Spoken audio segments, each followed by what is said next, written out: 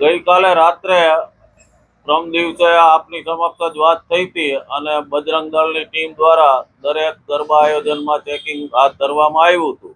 જ્યાં સતી જણાતી હતી એ દરેક આયોજનમાં પ્રમ દિવસે સહિયર, સુરભી આજકાલ બધી જ જગ્યાએ ગયા હતા અને આયોજકોએ પણ વ્યવસ્થિત સપોર્ટ આપી ચેકિંગ કરવા દીધું હતું. સ્ટેજ ઉપરથી જાહેરાત કરી હતી.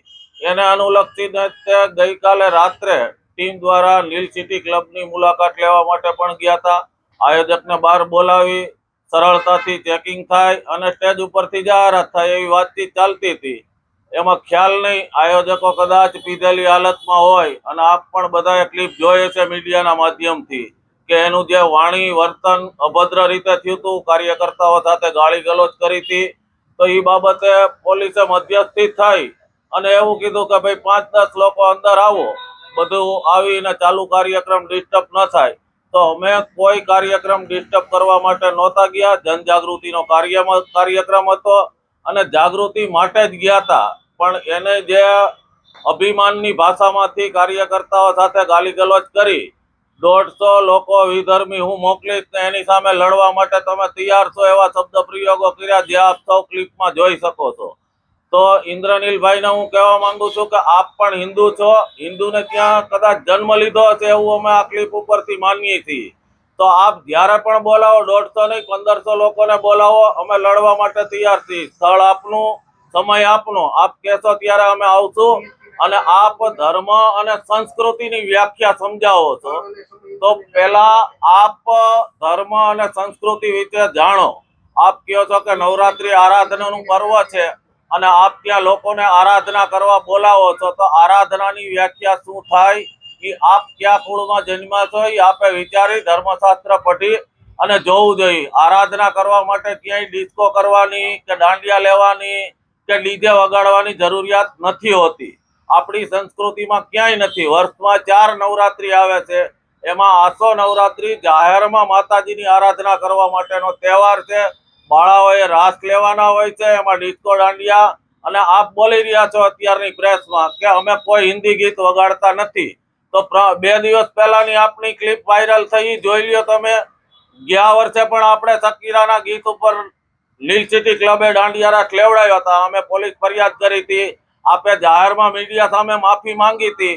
તો એ બધું કદાચ તમારા સ્વપ્નમાં આવતું હશે. અને હિન્દુ સંગઠનો ઉપર જે આપ આક્ષેપ કરી રહ્યા છો કે ભાજપ માટે મત માંગવા નીકળે છે, તો આપને ત્યાં આવ્યા એના આગલા દિવસે ભાજપના નેતાઓના જે રાસોત્સવ છે એની ત્યાં પણ ટીમ ચેકિંગ કરવા ગઈ હતી.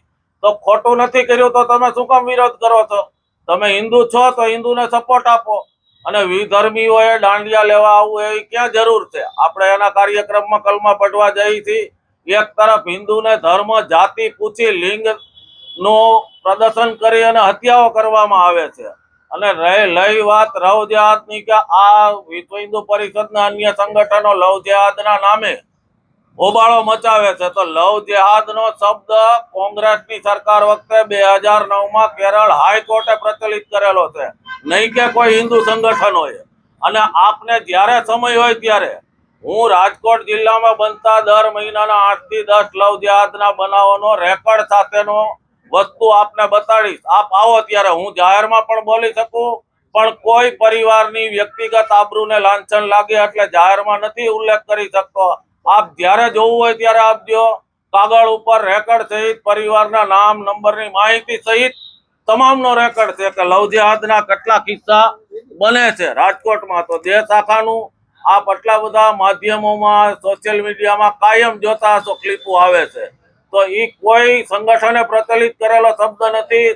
કેરળ હાઈકોર્ટ અને સુપ્રીમ કોર્ટે પ્રચલિત કરેલો શબ્દ છે અને એ ઘટનાઓ બને જ છે. આપને ખ્યાલ ન હોય તો આપ જોઈ લેજો. અને ભારત દેશ જે 1000 વર્ષ ગુલામીમાં રહ્યો એ આપણી જેવા જયચંદોના આશીર્વાદથી જ રહ્યો છે. આપણા જ આપણને નડ્યા છે. બહારથી કોઈ 5 લાખની ફોજ લઈને લડવા માટે નહોતા આવ્યા. તો આપ જે કુળમાં જન્મા છો એની આરાધનાનું આપ જાણી લ્યો, શાસ્ત્ર શીખી લ્યો. અને જ્યારે આપ કયો ત્યારે વિધર્મીઓ તમે રાખ્યા હોય લડવા માટે અમારી સામે, તો આપ ટાઈમ આપો, અમે આવીને ગમે ત્યારે તૈયાર થઈ લડવા માટે.